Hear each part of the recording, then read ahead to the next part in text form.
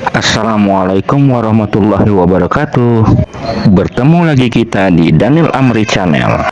Kali ini kita akan berlatih membahas soal-soal tentang mata dan kekuatan lensa.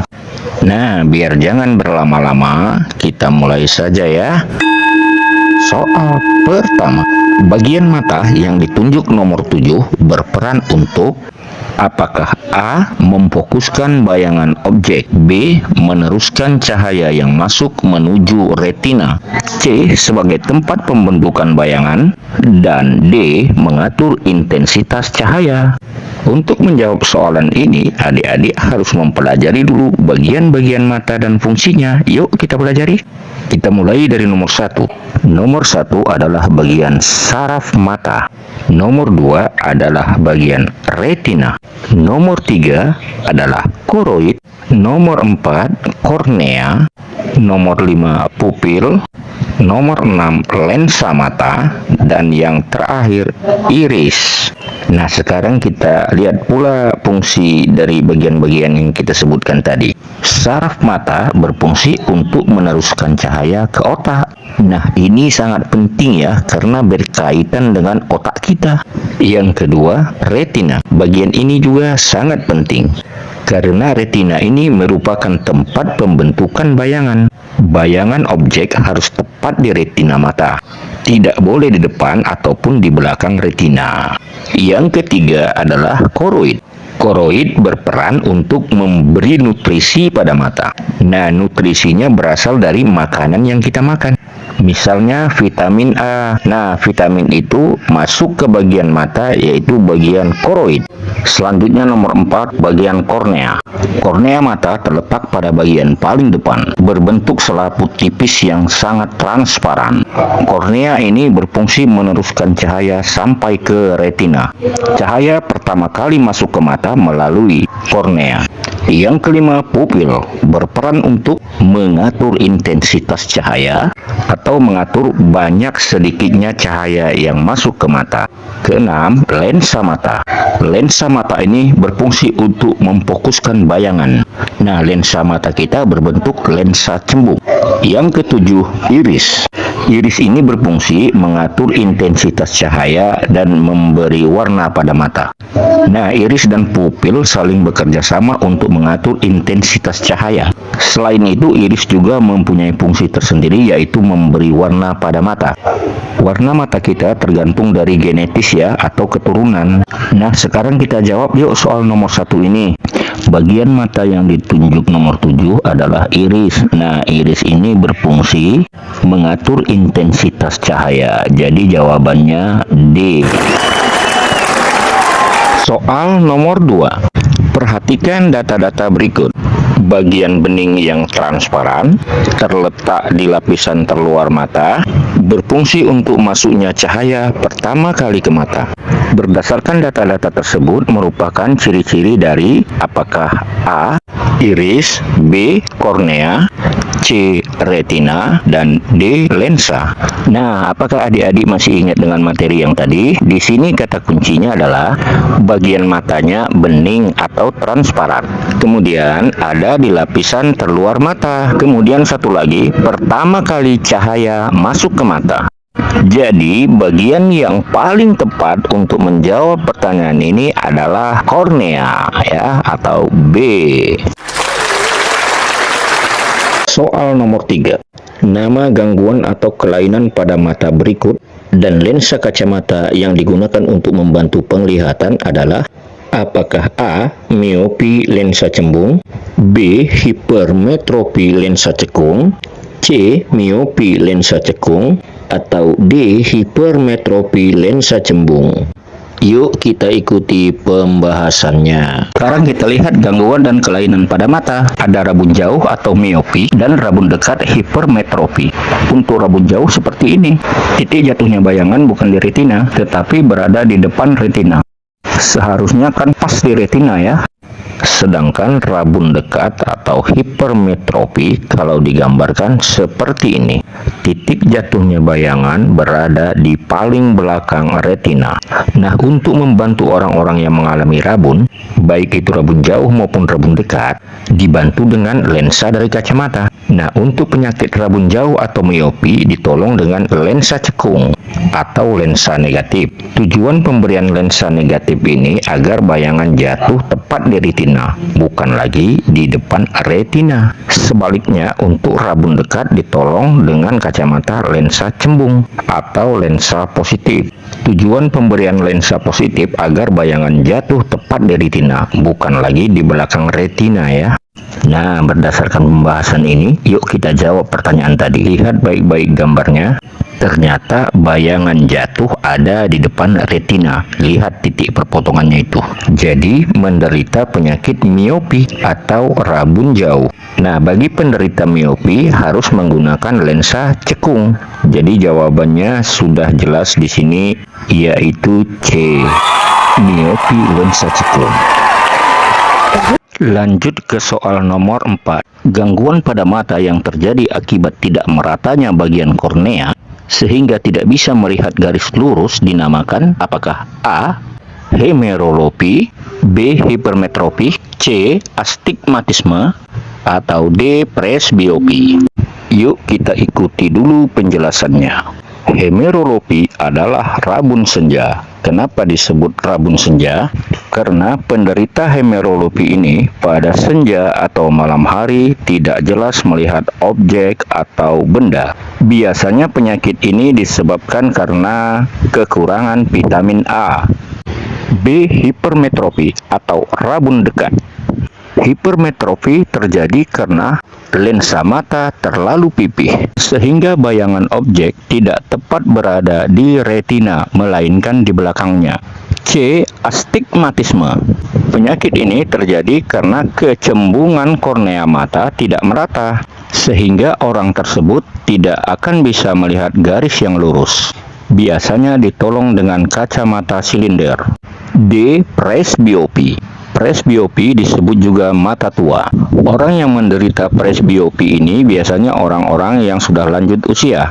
Mereka sering mengalami dua jenis rabun sekaligus, sehingga untuk menolongnya diperlukan lensa ganda, yaitu lensa cekung dan cembung di dalam satu kacamata.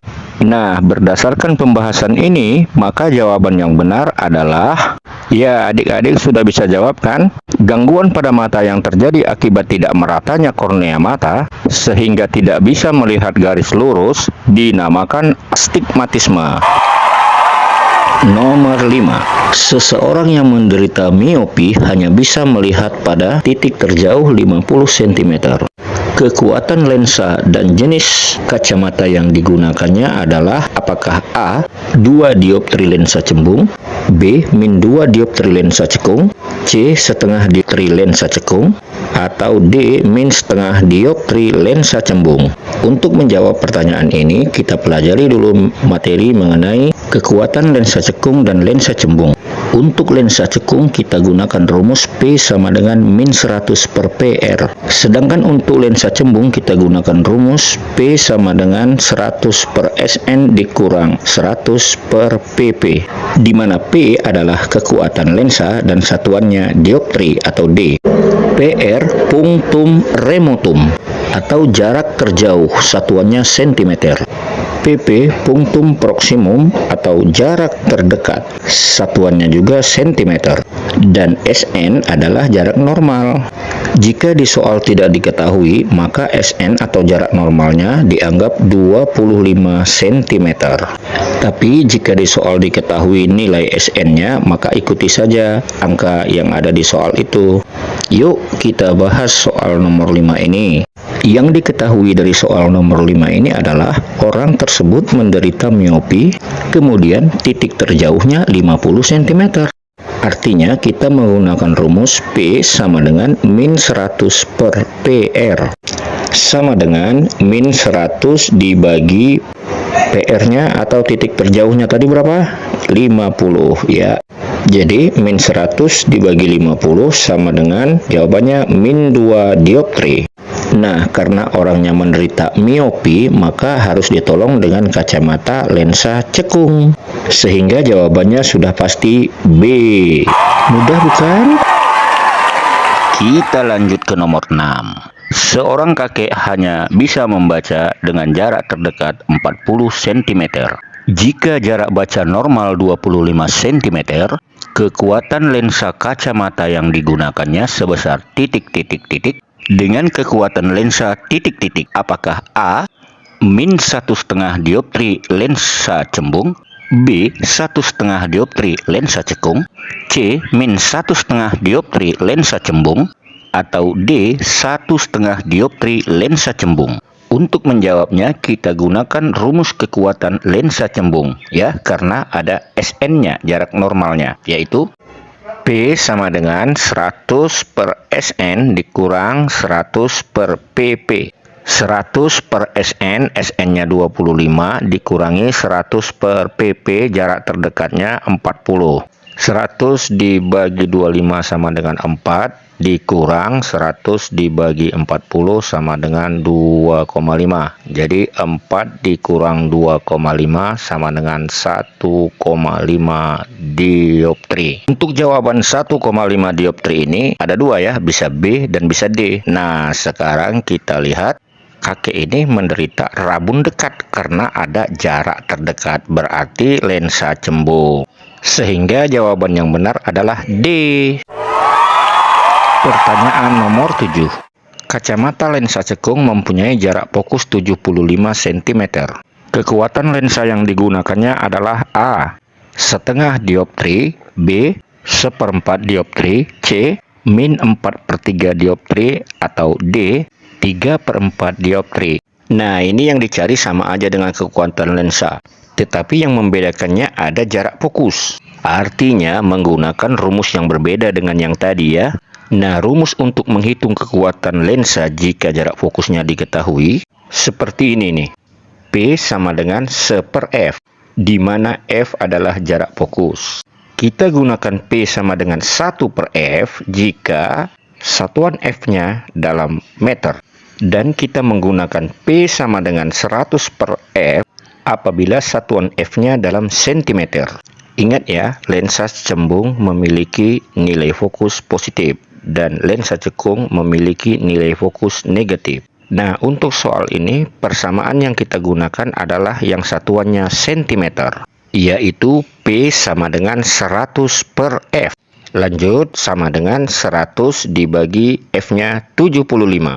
Lihat, karena soalnya cermin cekung, maka F yang 75 dijadikan negatif 75. 100 dibagi min 75, jadi jawaban akhirnya P sama dengan min 4/3. Jadi jawabannya adalah C. Baiklah, sekarang kerjakan soal-soal berikut. Nomor 1. Seseorang mempunyai titik jauh 200 cm.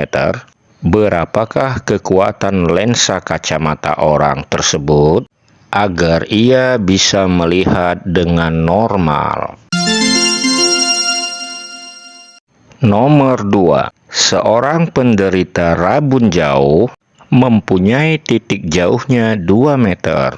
Berapakah kekuatan lensa kacamatanya dan harus memakai lensa apa? Nomor 3. Jika menggunakan lensa dengan kekuatan min 1 dioptri, berapakah titik jauh yang bisa dilihatnya? Nomor 4. Kacamata lensa cembung jarak fokusnya 40 cm. Tentukan kekuatan lensa yang digunakan. Nomor 5. Seorang lansia hanya bisa membaca dengan jarak 60 cm. Jika jarak baca normal 25 cm, tentukanlah A. kekuatan lensa kacamata, B. jenis kacamata yang digunakan. Sudah habis, cukup sampai di situ saja adik-adik. Jumpa lagi kita pada video-video yang lainnya. Dadah.